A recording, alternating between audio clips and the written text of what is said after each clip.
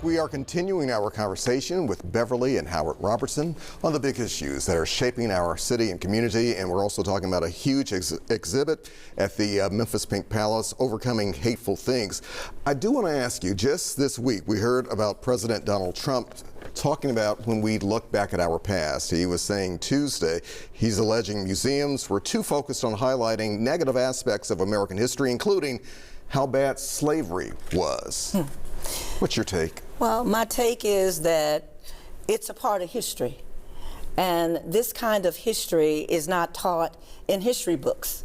And museums are factual. The reason they have scholars to anchor the information that appears in museums because they validate the accuracy and the truth of what has gone on. War is history, but we're not trying to take it out of history books. You know, there are a lot of things that have happened in this country that's a part of our humanity that is not being removed.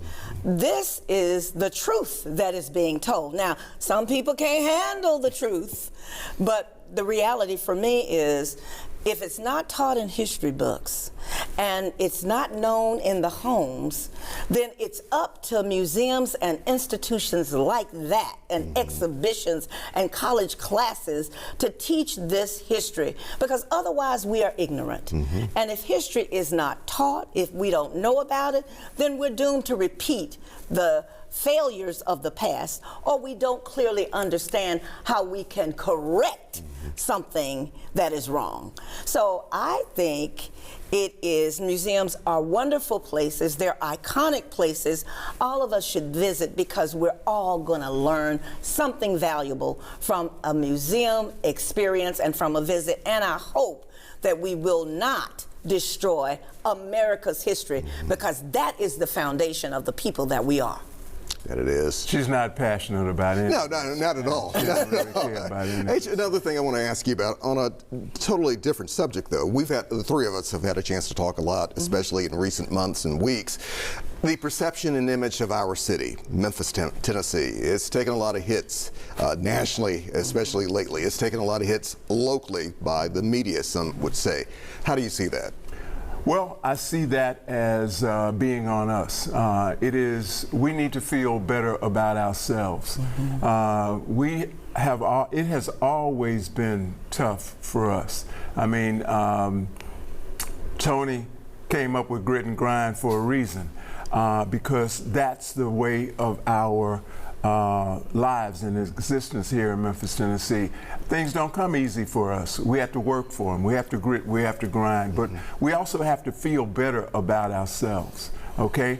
We do not let and should not let external things dictate how we feel about ourselves. We have to take better care of our internal selves as well. And that means, that can mean a lot of things, especially in terms of coverage and news coverage and all of those things. So we need to do a better job internally on our own self-esteem. But our self-esteem does suffer.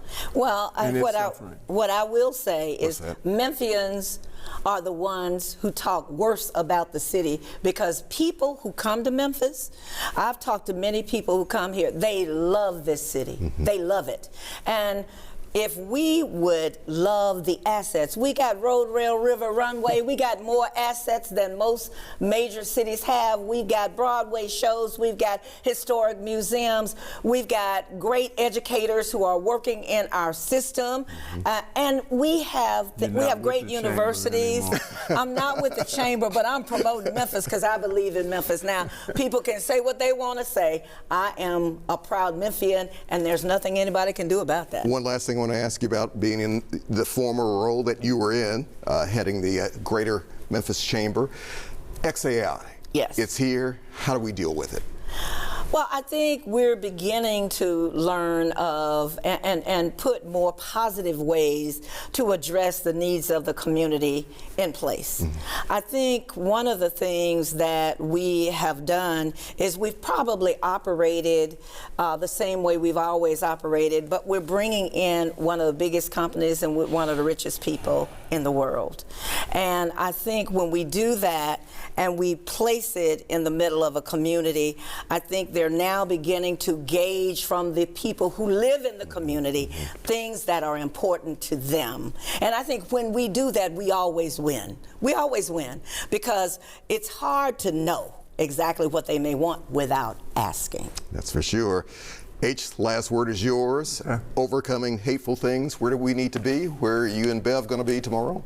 We're going to be at Mosh, and we are going to be proudly facilitating that discussion, and we hope everybody else is with us and focused on that as well, because it's going to be some good talk. There's the information right there on the screen. H, Good. Bev, Good. This Thank is like you. it's been a Everybody's homecoming. invited. It has Yeah, been. we'll have to do this again. Yeah. Yes. All right. I love Memphis, and that's just that. I can Period. feel it for sure. Period. Thank you, guys. Good to Thank see you.